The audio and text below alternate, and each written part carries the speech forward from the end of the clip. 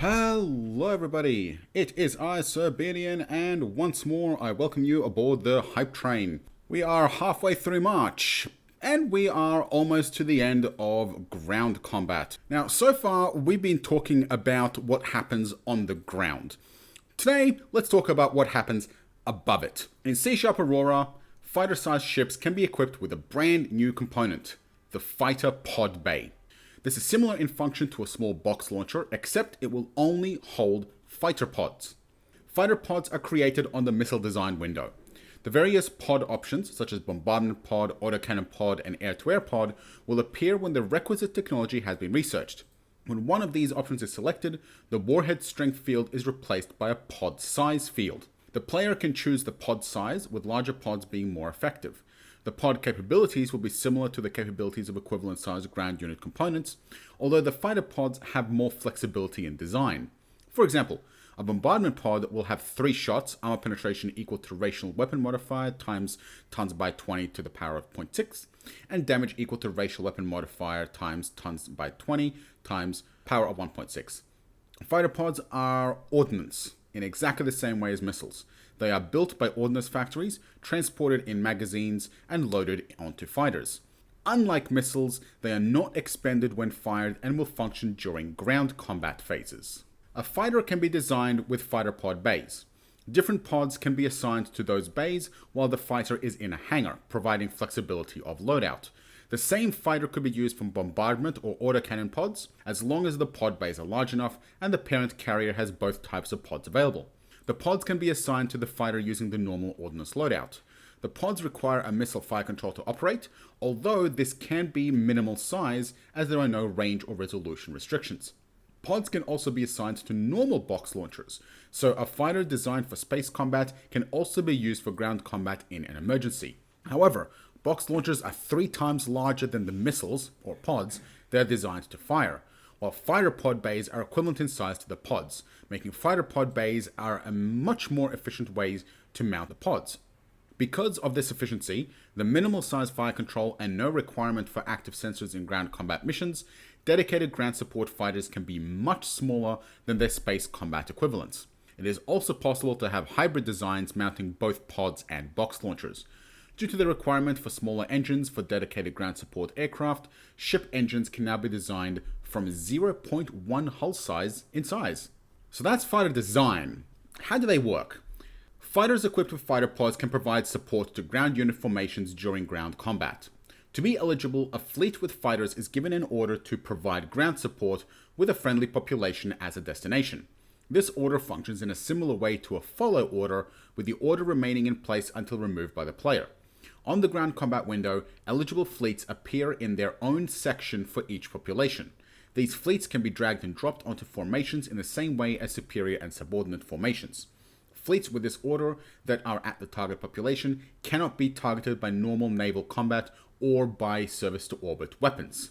In combat, the ground support fighters attack at the same time as bombardment elements and have the same target selection options as heavy bombardment. Ground support fighters have the same chance to hit as ground units, although they are not affected by any negative environmental modifiers, such as high gravity or extreme temperatures. Each fighter's 2-hit chance is affected by its own crew grade and morale. Each forward-fired direction component in a formation allows support from up to 6 ground support fighters. If more fighters are assigned to a formation that can be supported, the chance to hit modifier is number of forward-fired directors times 6 divided by the number of fighters. So basically just a scaling decrease based on how many you go over. So potentially having one extra won't have a very big impact to targeting, but still provides the full damage when it does actually hit. So if you have very, very good accuracy, taking a little bit of an accuracy penalty might not matter. Going back a little bit is very, very useful to remember that fleets that are providing ground support are immune to combat. They're basically immune to everything. They cannot be targeted in normal naval combat, so other navies can't shoot them. But they also cannot be targeted by surface-to-orbit weapons, so they can't be shot by the ground. And that's very interesting. I'm curious as to whether this includes only the fighters themselves, or whether this also includes like their carriers and any other ships that might be in the area. Like if you have a battleship that's in orbit and it's in a fleet that's providing ground support, does the battleship become immune even if it doesn't have any fighters or anything like that? That's something we're going to have to find out. And the other thing is we also need to make sure, does a ship that is providing ground support have fully functional weapons? Because if providing ground support makes every ship in the fleet immune to combat, but it still allows them to fire, that is a huge, huge exploit. Let's move along. So we talked about fighters. How do we counter them? Well, that's going to be AA fire. So AA units take part in ground combat normally using their ground combat values. If an AA unit takes part in both ground-ground and ground-air combat, it will draw supply twice. Once all direct combat, bombardment support, and ground support fire has been resolved, so aircraft are going to be firing first, but before damage is allocated, all AA units will be checked to see if they can fire on hostile aircraft using the following rules. All AA units in a formation that was directly attacked by aircraft will each select a random aircraft from those that attacked the formation. Medium or heavy AA units in a formation that was not directly attacked by aircraft, but is the direct parent of a formation that was attacked, will each select a random aircraft from those that are attacking the subordinate formations. And heavy AA units that are not included in the two categories above will fire on a random hostile aircraft, including those on cap that are not directly engaged in attacking ground units. An environment modifier is calculated taking into account gravity, pressure, and temperature, and whether the firing AA unit has capabilities in those environments. Each environment for which the element is not trained has a 2 times modifier. There are no terrain modifiers. The chance to hit is 10% times the tracking speed divided by the aircraft speed times the morale ratio divided by the environment modifier. If a hit is scored, the damage versus the fighter is ground damage value divided by 20 squared, rounded down. For example, an AA unit with ground damage value of 40 would have AA damage of 40 divided by 20 to the power of 2, which is 4. All AA damage is applied after all attacks have been resolved. Fighters can also employ a couple of non-ground support missions. So in addition to the option to directly support ground forces, fighters can be assigned additional missions over the battlefield. To be eligible, a fleet composed only of fighters is given one of the following orders with a system body as a destination. A friendly population is not required. These orders function in a similar way to a follow order, while the order remaining in place until removed by the player. Fleets with these orders that are at their target system body cannot be targeted in normal naval combat or by STO weapons. So this one does not inherently have that exploit from the last one, because this one requires a fleet composed only of fighters, so you can't have a battleship in it or anything like that. I'm curious if perhaps that was just missed out on the last post and it is factored in. Yeah, I'm definitely curious to see if these missions can only be given to fleets composed entirely of fighters. Because, yeah, it's just not fair to have a battleship that is immune to being shot at just by being in a ground support format fleet. So, first mission, Search and Destroy, involves sending fighters to a planet with enemy ground forces, with or without friendly forces present, to attack targets of opportunity. This is similar to ground support mission with the following differences. Number 1, the fighters do not need to be assigned to a friendly ground formation and do not require fire direction. Number 2, the fighters will select any hostile formation regardless of field position. Number 3, the chance to hit is 33% of normal. And number 4, hostile AA will fire as if this is a ground support mission directed against the selected formation. Now, question, is this all a hostile AA? Treating it as if it's a ground support mission directed at them, or just the one that it's attacking? I think it's only against the one that it's attacking. Curious to find out. Second mission is Flak Suppression. This involves sending fighters to a planet with enemy ground forces, with or without friendly forces present, to specifically attack hostile AA units. Because the fighters are seeking out nearby AA units that are engaging them, the chance to hit is higher than for Search and Destroy, but the target selection is more difficult. You have to actually find the AA. This is similar to a ground support mission with the following differences.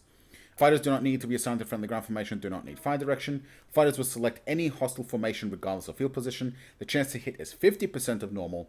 Only hostile AA elements will be attacked. If none are present in the selected formation, no air-to-ground attack will take place, and hostile AA will fire as if this is a ground support mission directed against the selected formation, even if the fighters did not open fire. Now, the wording here is curious, and it does back up my initial suspicion of number 4 in Search and Destroy. So fighters will attack AA elements within the formation they select, right? If none are present, no anti-ground attack will take place. Now, that means that if it selects a formation that has no AA in it, there's no air-to-ground attack, right? But the hostile AA will fire even if the fighters did not open fire.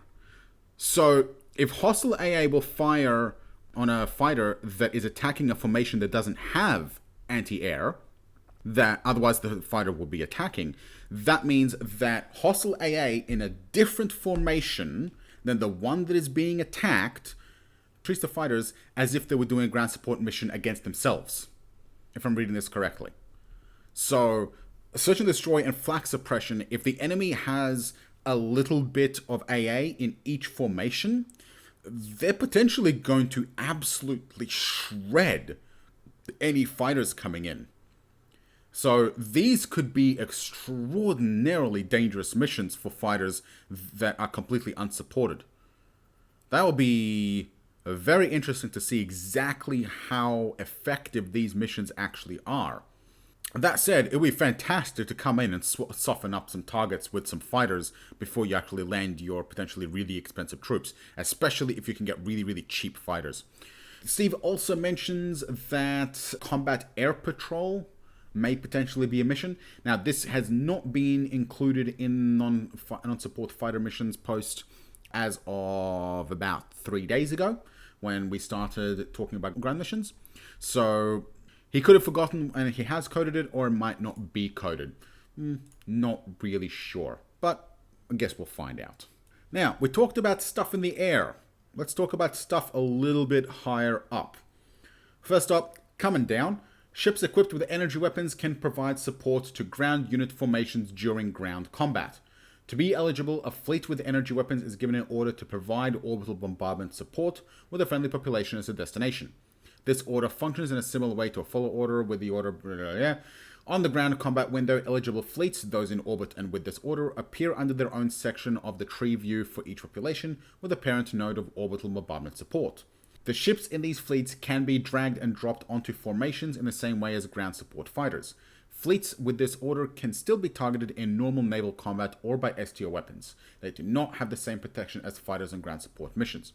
So yeah, this little comment does indicate that Steve probably just left off the comment on ground support missions that only fighters are allowed with fleets. Because looking back, it says a fleet with fighters. It doesn't say a fleet with only fighters. I think he might have just accidentally left out the only.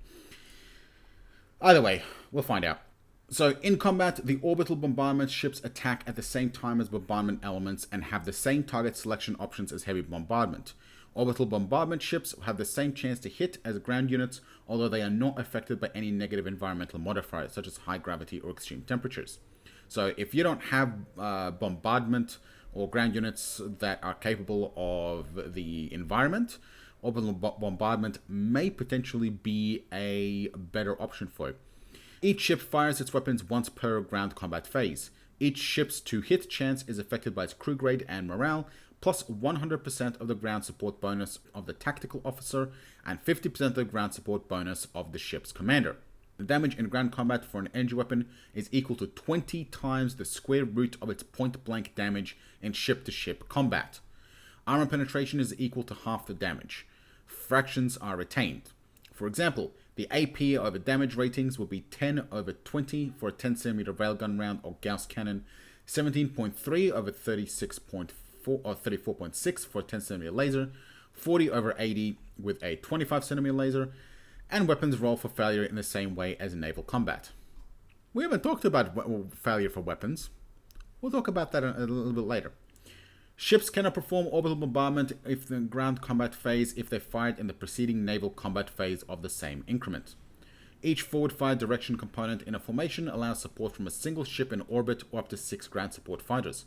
If a ship is providing orbital bombardment support and the formation loses its forward fire direction capability, the ship will try to find another formation at the same population with available forward fire direction. Orbital bombardment is a powerful aid to any ground combat, although the ships will be vulnerable to hostile surface-to-orbit weapons and require fire direction from the surface.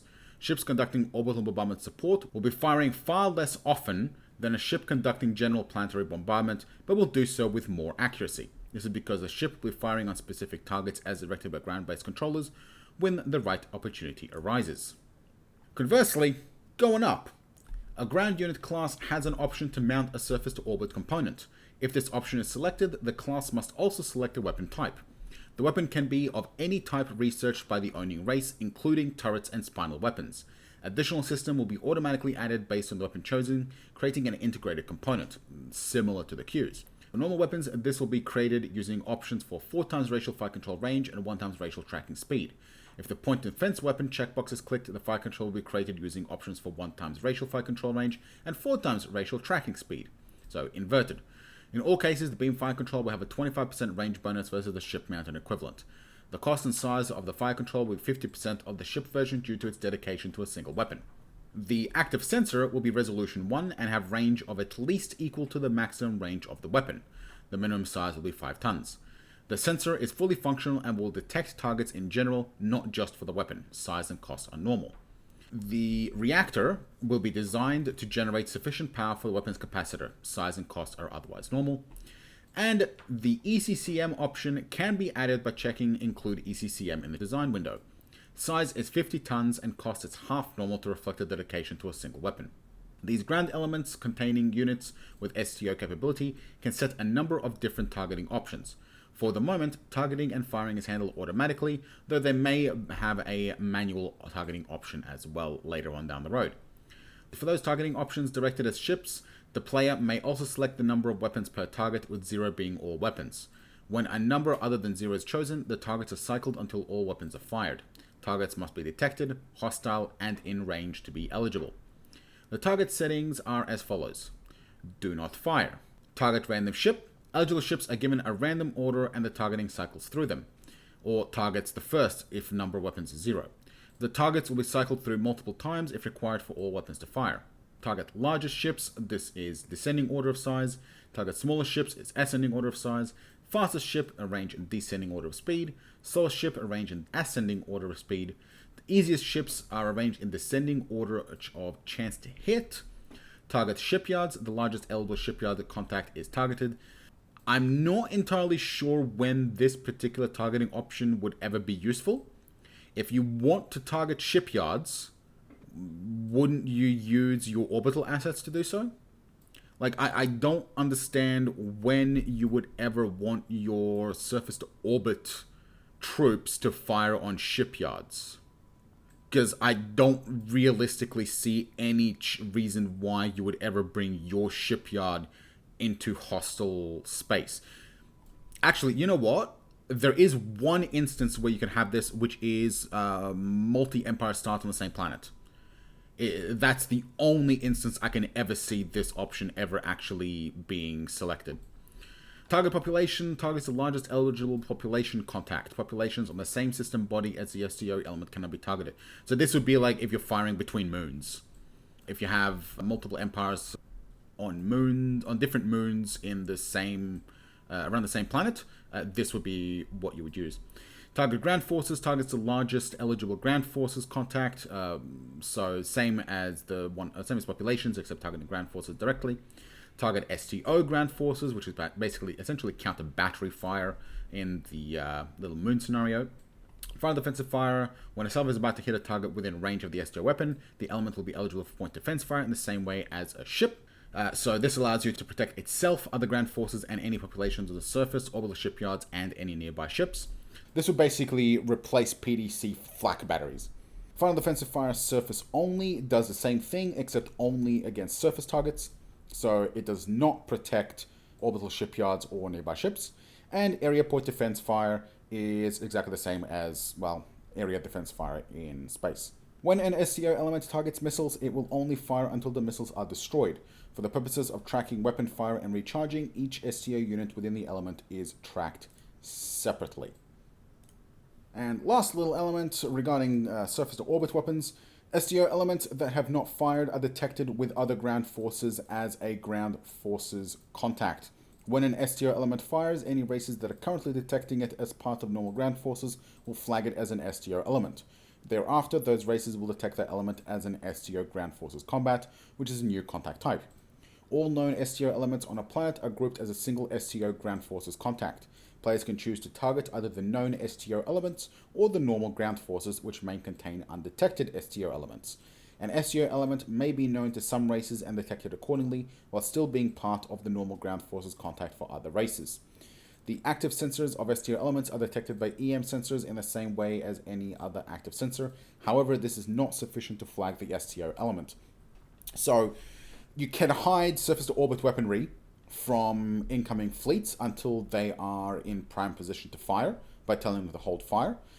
So the enemy will know if they have EM passive sensors. They will know that there are STO elements in orbit, but they will not be able to specifically target them, and they will not know for sure exactly how, potentially not know exactly how many there are. I don't know if it will detect each individual active sensor. If you have 10 STO elements, so 10 different elements, each with their own STO capable troop, and you have one element with 10 of the same STO capable troop, how do those sensors get detected? Do you still detect 10 either way, or do you detect 10 with one and one in the other? Because, yeah, I would be very curious to see exactly how the actives are picked up and exactly how this is treated. So this is something I'm very much looking forward to finding out, because surface to orbit troops are a very much whole different kettle of fish compared to PDCs, which are blatantly obvious in VB6. So these changes, which effectively replace PDCs, I am very, very much looking forward to. Especially with the changes of how the atmosphere is treated for weapons fire, because that's going to be very, very interesting. And that concludes our coverage of the changes of ground troops and ground combat, as well as ground and surface related combat. I may do a summary episode tomorrow. We'll wait and see, but otherwise, we will be continuing on with the remainder of the less ground combat related changes from here on out. Down below in the video description, you will still find the links to official Aurora Discord, Reddit, and the forums where you can do the discussion and the hype. And I will see you next time.